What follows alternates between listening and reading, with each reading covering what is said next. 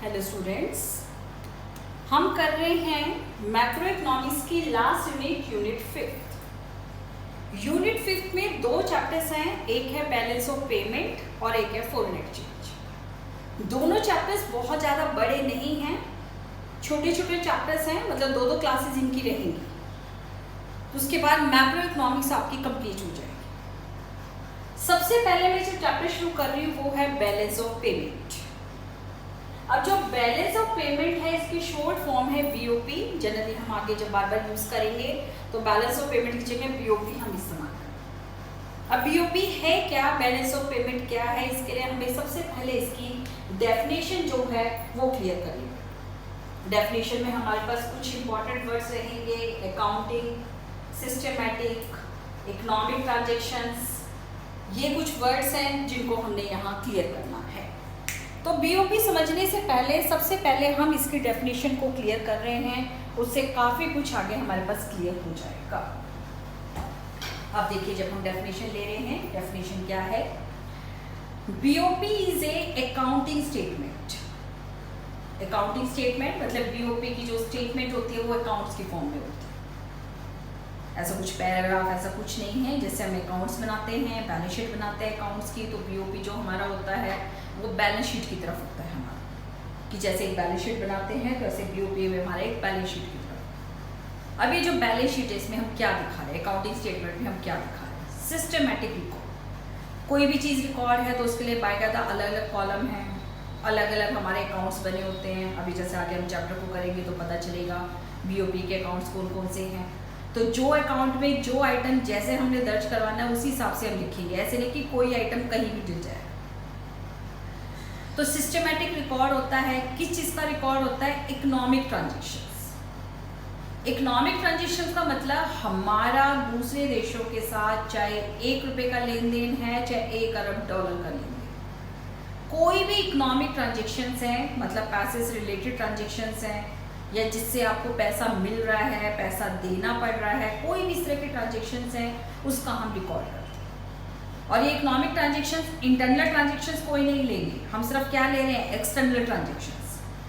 हमारे देश की सरकार है, हमारे देश के लोग हैं, हमारे देश की कंपनियां हैं, वो रेस्ट ऑफ वर्ल्ड के साथ कोई भी इकोनॉमिक ट्रांजेक्शंस करती हैं तो उसका एक सिस्टमैटिक रिकॉर्ड हम यहाँ बना देते हैं।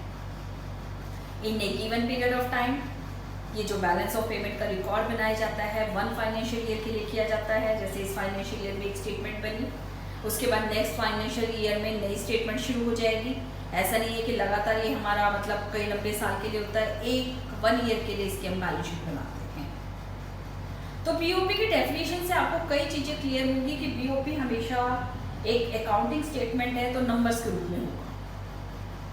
उसके बाद इसमें सिर्फ हम इकोनॉमिक ट्रांजेक्शन्स ले रहे हैं, सोशल ट्रांजेक्शन्स ऐसा कुछ नहीं है। इकोनॉमिक ट्रांजेक्शन जो पैसे से रिलेटेड है, पैसा लेना है, देना है, मतलब जिससे भी आपके पास पैसे का लेना देना इंक्लूड होगा वो सारा हमारा क्या हो जाएगा? Economic transactions. और किस किस के बीच में होने चाहिए इकोनॉमिक ट्रांजेक्शन्स? ये हमारे होने चाहिए किसके बीच में? हमारे देश के लोग या हमारे देश की गवर्नमेंट और दूसरे देशों के लोगों के बीच में हैं, दूसरे देशों की गवर्नमेंट के बीच में हैं, या वर्ल्ड इंस्टीट्यूशंस हैं जैसे वर्ल्ड बैंक है, IMF है आपके पास, उनके साथ कोई हमारे इकोनॉमिक ट्रांजेक्शन्स होता है तो उसका भी सिस्टमैटिक रिकॉर्ड हम किस में डालते हैं?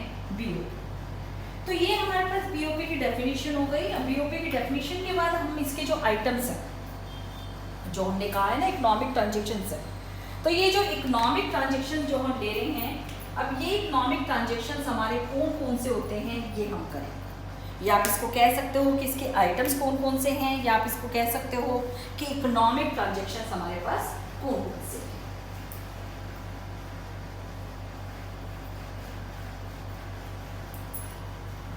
तो इकोनॉमिक ट्रांजेक्शन्स कौन से हैं? सारा पैसे का लेन देन है, तो लेकिन उसका एक सिस्टमैटिक रिकॉर्ड के लिए हमें उसका कुछ अलग अलग कैटेगरी बनानी पड़ेगी। तो जो इकोनॉमिक ट्रांजेक्शन्स हैं या आप इसको लिख सकते हो इसके आइटम्स क्या क्या हैं। यहाँ हम नाम लिख रहे हैं, फिर 1 बाय करके लेंगे हम। Visible items, second invisible items,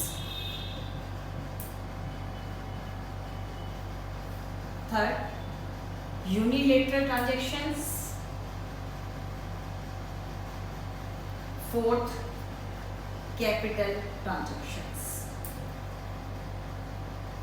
तो ये जो इकोनॉमिक ट्रांजैक्शंस है, इकोनॉमिक ट्रांजैक्शंस को हमने 4 पार्ट्स में डिवाइड कर लिया कि आप ये कह सकते हो बीओपी में हम कौन कौन से आइटम्स ले रहे हैं। तो जो आइटम्स हैं उनको हमने 4 हिस्सों में डिवाइड कर, लेकिन याद रखना जो भी ट्रांजैक्शंस ले रहे हैं वो ट्रांजैक्शंस हमारे ऐसे होने चाहिए जिसमें हमारा ट्रांजैक्शंस रेस्ट ऑफ वर्ल्ड के साथ हो रहा है। इंटरनल ट्रांजैक्शंस को इसमें नहीं लेंगे। मान लीजिएगा रिलायंस और हमारे देश की गवर्नमेंट के बीच में कोई ट्रांजैक्शन हो रहा है वो इसमें नहीं लेंगे, लेकिन रिलायंस का रेस्ट ऑफ वर्ल्ड के साथ कोई भी ट्रांजैक्शन हो रहा है वो हम इसमें बीओपी में लेंगे। जैसे आप देखिए रिलायंस की जियो में अभी कितनी सारी फॉरेन कंपनीज हैं, अभी रिसेंटली जो है कितनी सारी फॉरेन कंपनीज ने इन्वेस्टमेंट किया है, तो वो रेस्ट ऑफ वर्ल्ड के साथ ट्रांजैक्शन है तो वो हमारे बीओपी में आएगा। अब फर्स्ट है इसमें विजिबल आइटम्स। विजिबल आइटम्स हम फर्स्ट यूनिट में भी कर चुके हैं। विजिबल आइटम हम किसको कहते हैं? गुड्स को। कोई भी जो वस्तुओं का लेना देना है वो सारी विजिबल आइटम्स। तो जब हम कमोडिटीज को लेते हैं, गुड्स को लेते हैं, तो गुड्स का एक्सपोर्ट्स भी करते हैं, इंपोर्ट्स भी करते हैं। हमारे यहाँ से बहुत सारी चीज़ें बाहर जाती हैं रेस्ट ऑफ वर्ल्ड में, और बहुत रेस्ट ऑफ वर्ल्ड से हम बहुत सारी चीज़ें मंगवाते हैं। तो जो भी हम वस्तुएं मंगवा रहे हैं, जो भी हम गुड्स मंगवा रहे हैं वो या बेच रहे हैं, वो है विजिबल आइटम्स।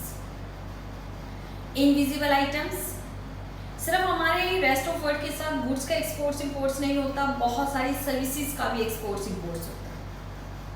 हमारे जो कॉल सेंटर्स हैं वो देखिए कोई गुड्स का एक्सचेंज नहीं कर रहे, सिर्फ सर्विसेज को एक्सपोर्ट्स कर रहे हैं। ऐसे हम बहुत सारी सर्विसेज का इंपोर्ट्स करते हैं। तो ये जो सर्विसेज हैं ये सब किस में डलती हैं? Invisible items. Exports of services और इंपोर्ट्स ऑफ सर्विसेज ये किस में आ जाएगी? Invisible items.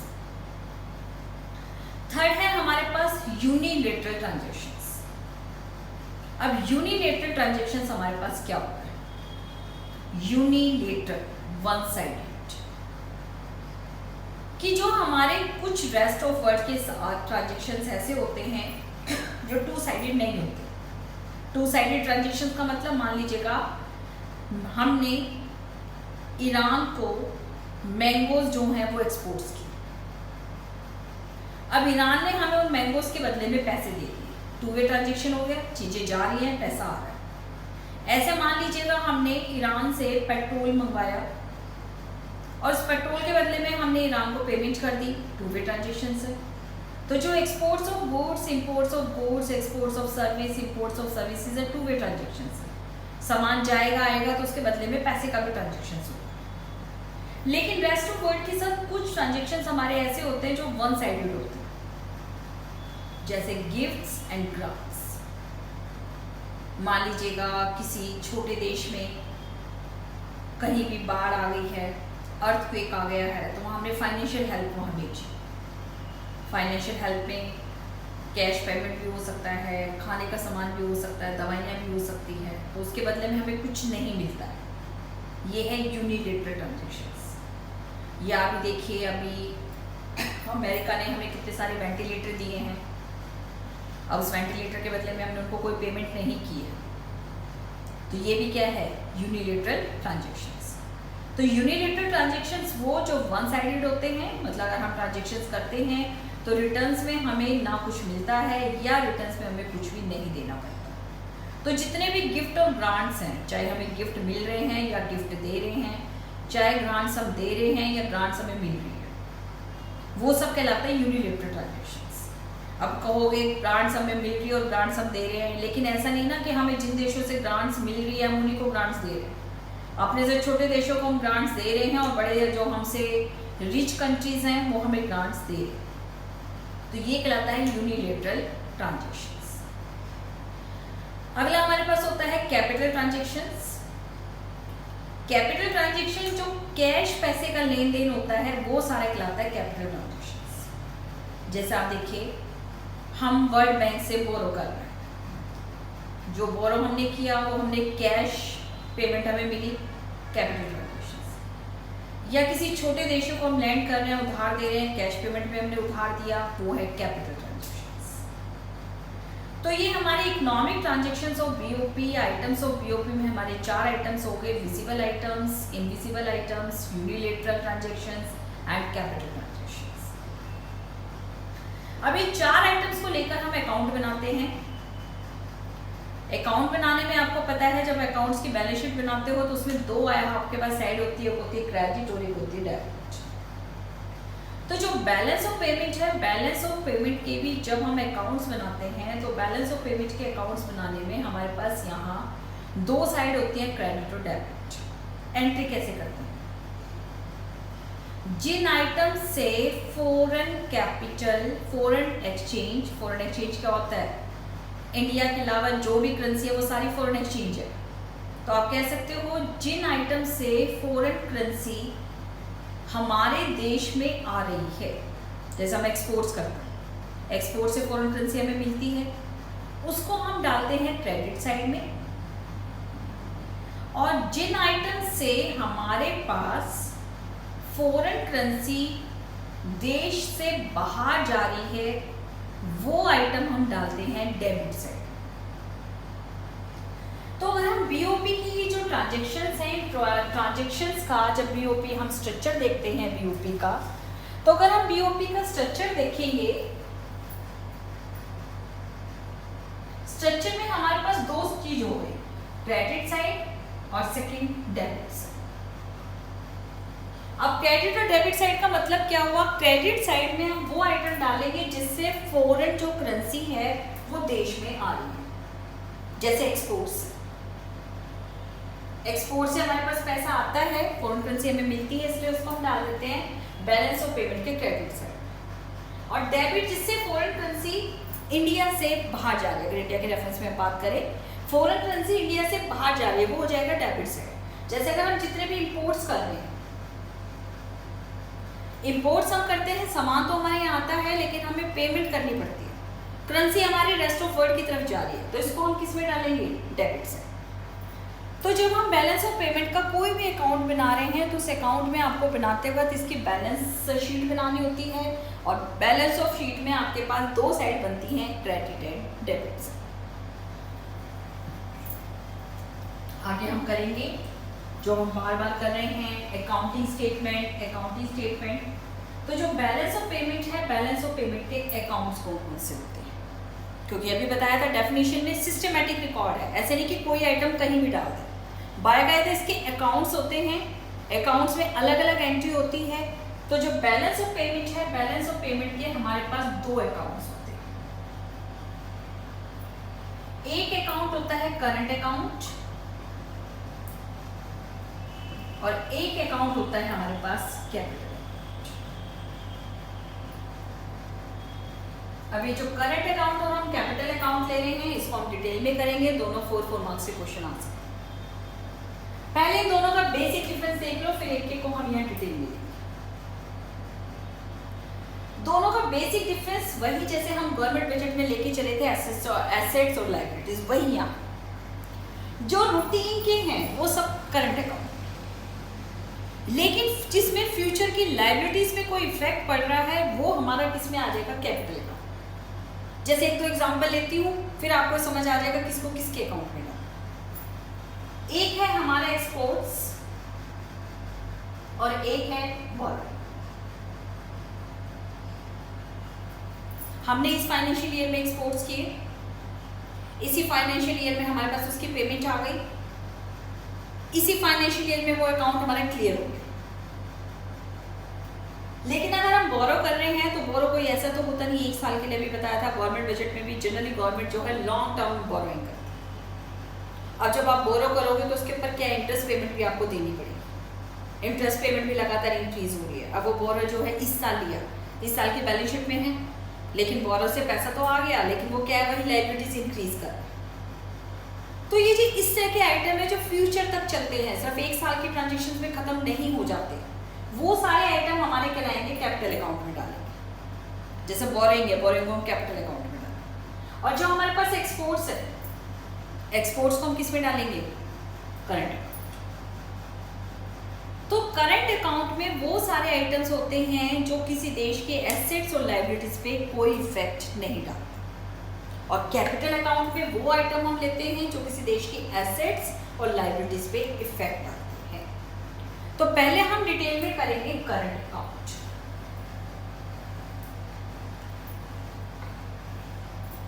अब अगर हम इसकी डेफिनेशन देखें, current account involve those economic transactions of BOP which do not affect the assets and liabilities of the country।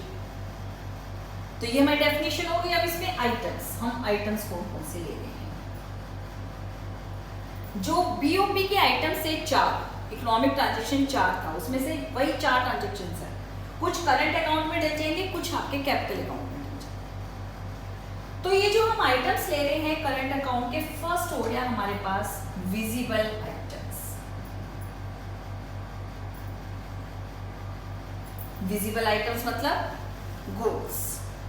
तो इसमें विजिबल आइटम्स में क्या हो गया, exports and imports of goods.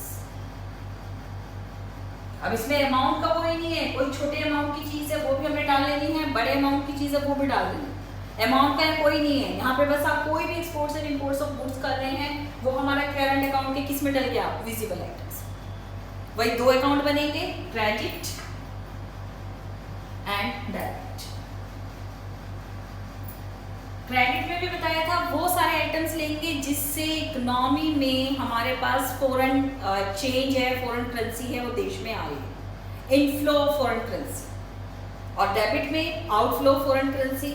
और जो एक्सपोर्ट्स है, एक्सपोर्ट से करेंसी आएगी तो एक्सपोर्ट्स ऑफ गुड्स हमारा किस में डल जाएगा, क्रेडिट साइड में।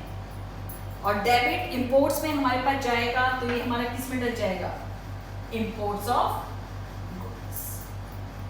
ऐसे हर एक जो ट्रांजेक्शन्स लेंगे, हर एक ट्रांजेक्शन्स का आपको पता होना चाहिए कि उस ट्रांजेक्शन्स में हम उसकी बैलेंस शीट कैसे बनाएं। तो फर्स्ट आइटम हमारे पास हो गया विजिबल आइटम। विजिबल आइटम में हमने लिया exports and imports of goods, और एक्सपोर्ट्स और इंपोर्ट्स ऑफ गुड्स की जो एंट्री है वो हमने करनी है क्रेडिट एंड डेबिट से। अब सेकेंड हमारे पास invisible items.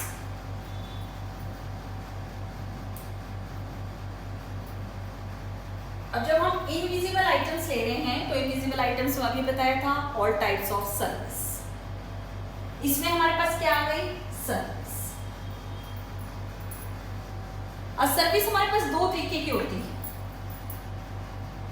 Factor service and non factor service. Factor service में 4 होती है, लैंड, लेबर, कैपिटल, एंटरप्रेन्योरशिप। ये कैसे होती है, लैंड। हमारे देश के लोगों ने बाहर जाकर कोई लैंड खरीदी, होटल बनाया, उसके ऊपर उसको किराया मिल रहा है, फैक्टर सर्विस। हमारे यहाँ के लोग बाहर जाके जॉब कर रहे हैं, फैक्टर सर्विस। ऐसे बाहर के लोग हमारे यहाँ के जॉब कर रहे हैं, फैक्टर सर्विस। हमारे देश की कंपनियों ने शेयर मार्केट में इन्वेस्टमेंट किया है, वो फैक्टर सर्विस प्रोवाइड कर रहे हैं, वहाँ इंटरेस्ट उनको मिल रहा है, वो हमारे पास factor service. Non factor service, non factor service में देखिए एयरलाइंस हैं, एयरलाइंस अपनी सर्विस बाहर दे रही हैं, उनसे हमें पैसा मिल रहा है या हमें पैसा देना पड़ रहा है, वो सब किस में आ जाएगा, नॉन फैक्टर सर्विस। तो सर्विस हमारी सारी तरह की सर्विस लेनी है, चाहे वो फैक्टर सर्विस हो चाहे नॉन फैक्टर सर्विस। अब इसके भी आपके वही 2 अकाउंट बन जाएंगे, क्रेडिट और डेबिट। क्रेडिट में अगर एक्सपोर्ट्स ऑफ सर्विस हम कर रहे हैं, उससे हमारे पास फॉरेन करेंसी आएगा तो वो किस में आ जाएगा, हमारा क्रेडिट साइड में। और इंपोर्ट्स ऑफ सर्विस, जब हम सर्विस ले रहे हैं तो हम पैसा हमें बाहर देना पड़ेगा, तो वो हमारा किस में आ जाएगा, imports. Third item unilateral transactions. Unilateral transactions one sided, अभी बताया था जब आइटम से समझाया था, जो गिफ्ट और ग्रांट्स हैं।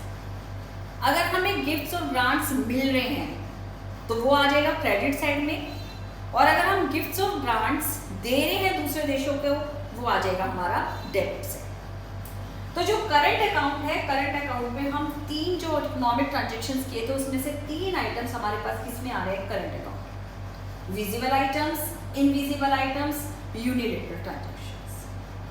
तो इससे जब हम करंट अकाउंट बनाएंगे तो करंट अकाउंट का हमारे पास किस तरह से बैलेंस शीट बन जाएगी,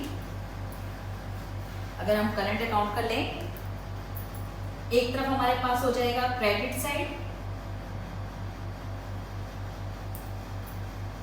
अमाउंट, डेबिट साइड, अमाउंट।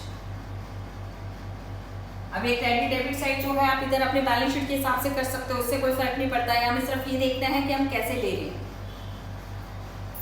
अब क्रेडिट में हमारे पास यहां हमारे पास हो गया आइटम्स। अब अगर हम ले रहे हैं exports of goods and services, ये किस में आ जाएगा? क्रेडिट में, कुछ भी अमाउंट हो सकता है। And imports of goods and services, कुछ भी अमाउंट हो सकता है। इंपोर्ट या गुड्स का सर्विसेज को उसको हम डाल देंगे डेबिट साइड।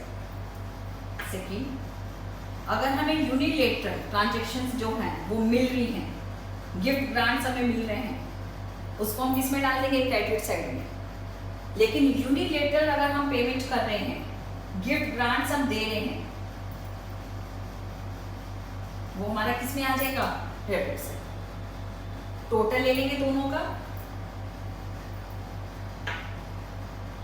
ये टोटल क्रेडिट साइड आ गया, वो टोटल डेबिट साइड आ जाएगा। अब क्रेडिट साइड में से अगर हम डेबिट साइड को माइनस करेंगे, क्रेडिट माइनस डेबिट, ये हमारा क्या निकल जाएगा? Balance on current account. इसके न्यूमेरिकल कभी आए नहीं हैं, लेकिन न्यूमेरिकल आ सकते हैं, क्योंकि ऐसा नहीं है कि इसके न्यूमेरिकल नहीं बन सकते। तो आपको साथ साथ याद रखना है कि बैलेंस ऑन जो आप निकाल रहे हो, बैलेंस ऑन करंट अकाउंट कैसे निकालें। आइटम आपको याद होनी चाहिए, करंट अकाउंट में कौन कौन से आइटम ले रहे हैं, उन आइटम को क्रेडिट साइड को एक तरफ प्लस कर लो, डेबिट साइड को एक तरफ प्लस कर लो। मान लो क्रेडिट में हमारा आया है 50 और डेबिट में आया है 90, क्योंकि जनरली इंडिया के रेफरेंस में तो यही है, हमारे इंपोर्ट्स ज़्यादा, एक्सपोर्ट्स बहुत कम है। तो जो बैलेंस ऑन करंट अकाउंट है वो हमारा कितना आ गया? -40। तो ये जो करंट अकाउंट है, करंट अकाउंट में आपके पास 4 मार्क्स में क्वेश्चन आ सकता है। तो जब करंट अकाउंट का 4 मार्क्स में क्वेश्चन आएगा तो दोबारा बता रही हूँ कैसे आपने क्या करना है। करंट अकाउंट में जब आप ले रहे हो तो इसमें सबसे पहले आपको बताना है डेफिनेशन, फिर इसके आइटम्स, 3 आइटम्स हैं, फिर इसकी बैलेंस शीट कैसे बनती है, और बैलेंस शीट बनने के बाद इसमें बैलेंस ऑन करंट अकाउंट आप कैसे निकालते हो। तो ये आपका हो गया फर्स्ट अकाउंट। फर्स्ट अकाउंट हमारे पास क्या है? Current account. अब 2 अकाउंट हैं, 2 अकाउंट के बाद दूसरा अकाउंट हम जो करेंगे, दूसरा अकाउंट हमारे पास अभी लिखा था ना, करंट अकाउंट हमारा हो गया। दूसरा अकाउंट हम करेंगे कैपिटल अकाउंट, कि कैपिटल अकाउंट में हम क्या करेंगे।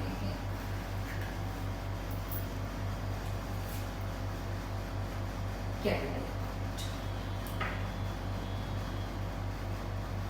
अब कैपिटल अकाउंट हम ले रहे हैं। अभी डेफिनेशन में बताया था कि कैपिटल अकाउंट वो अकाउंट है जिससे किसी देश की एसेट्स और लायबिलिटीज पे इफेक्ट पड़ता है। वो अकाउंट हमारा क्या हो गया? Capital account. अब इसमें हम आइटम्स लेंगे। आइटम्स हम क्या कह रहे हैं? अब देखिए, जो हमने इकोनॉमिक ट्रांजैक्शन किया था, 4 आइटम्स हमने लिखे थे, 3 आइटम्स तो हमारे करंट अकाउंट में आ गए, सिर्फ एक 4th क्या रहा हमारे पास? Capital transactions. अब कैपिटल ट्रांजैक्शंस के बहुत सारे टाइप्स यहाँ आएंगे, वो हम यहाँ लेंगे। फर्स्ट हो गया इन्वेस्टमेंट।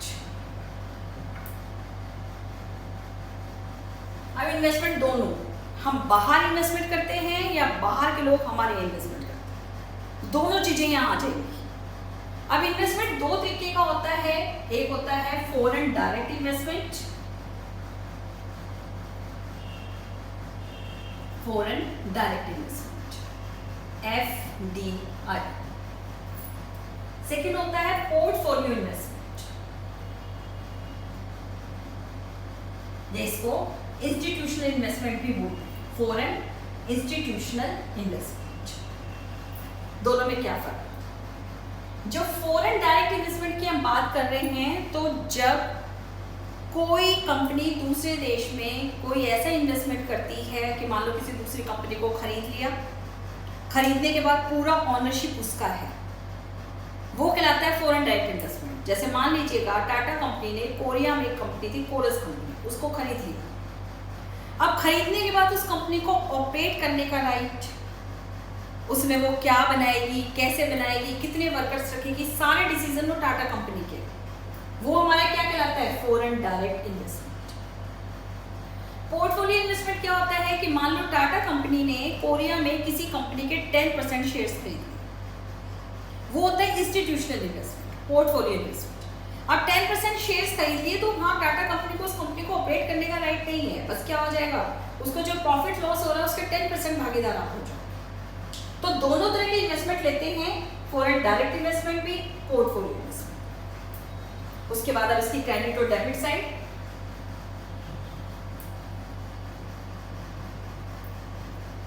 अब जब बाहर की कंपनियां हमारे देश में आके इन्वेस्टमेंट करती हैं तो वो फॉरेन कैपिटल लेकर आती है, तो वो किस में आ जाएगा, क्रेडिट से। लेकिन जब हमारी कंपनियां रेस्ट ऑफ वर्ल्ड में जाके इन्वेस्टमेंट करती हैं तो फॉरेन करेंसी बाहर जाती है, तो वो हमारा क्या हो गया, डेबिट से। यहाँ आपको लॉन्ग टर्म इफेक्ट नहीं देखना, सिर्फ इस साल के लिए देखना आपको कि कंपनियां बाहर जा रही है, प्रॉफिट तो ला रही है, वो नहीं। आप सिर्फ ये देखो कि अगर बाहर की कंपनियां एफडीआई अगर हमारे देश में हो रहा है तो वो क्रेडिट साइड, और अगर हमारे देश की कंपनियां बाहर जाके इन्वेस्टमेंट कर रहे हैं तो वो किस में आ जाएगा, डेबिट साइड। सेकेंड इसका आइटम हमारे पास बोरोइंग, उधार लेना या उधार देना। ये भी हमारे पास दो तरीके का होता है, एक होता है कमर्शियल और दूसरा होता है असिस्टेंस।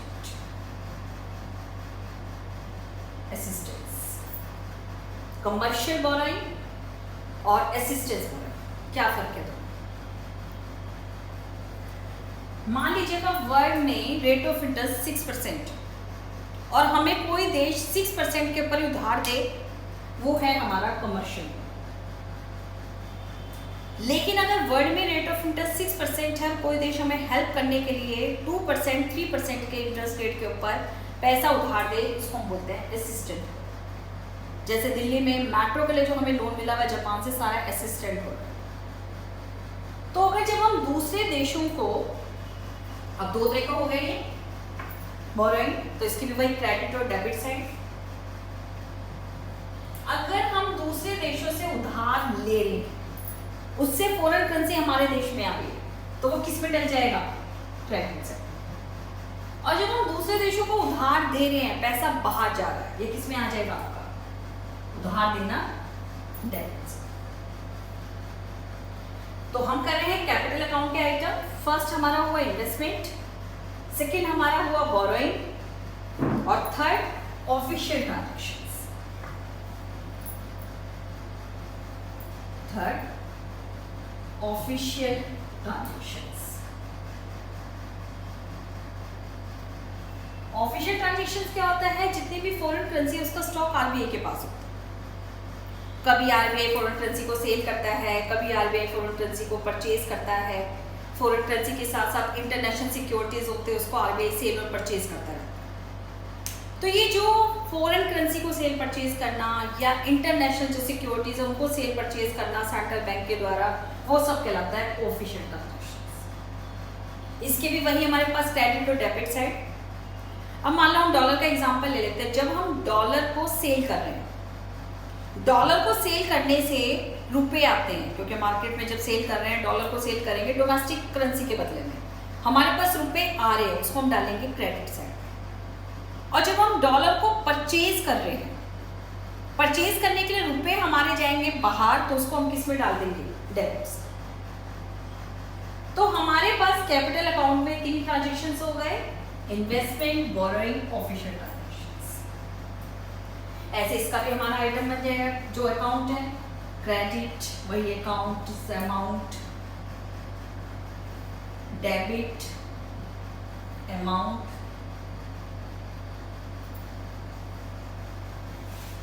अब क्रेडिट में जो आइटम है वो हमने ले लिए, साथ साथ बता दिया, डेबिट में हमने ले लिए, दोनों का टोटल कर लिया। अब इसमें हमारे पास अगर हम लिखें क्रेडिट में, सबसे पहले investment by rest of world, credit side में इसमें आ जाएगा investment in rest of work, borrowing उधार ले रहे हैं, क्रेडिट साइड में लैंडिंग उधार दे रहे हैं, उसके बाद सेल ऑफ फॉरेन करेंसी, जो फॉरेन करेंसी है सिक्योरिटीज है, purchase of foreign currency and securities, total ले लेंगे, क्रेडिट में से डेबिट साइड माइनस कर देंगे,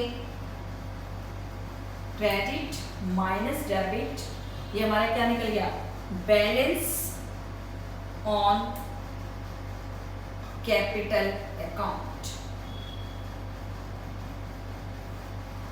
तो इस तरह से बीओपी की जो अकाउंट है, अकाउंटिंग स्टेटमेंट, जो डेफिनेशन में हमने किया था, इससे आपको अच्छे से समझ आ गया। दोनों अकाउंट हैं, उन दोनों का डिटेल ट्रांजेक्शन्स लेते हैं। इसमें अमाउंट का कोई मतलब नहीं होता, छोटा अमाउंट है बड़ा अमाउंट है, जो भी इकोनॉमिक ट्रांजेक्शन्स है सारे इंक्लूड होंगे। 1 रुपये से लेके, एग्जाम्पल के लिए 1 रुपये से लेके 1 करोड़ अरब डॉलर कितना भी कुछ हो, वो सारे ट्रांजेक्शन्स यहाँ हमने लेने हैं। तो ये हमने इसके 2 अकाउंट किए।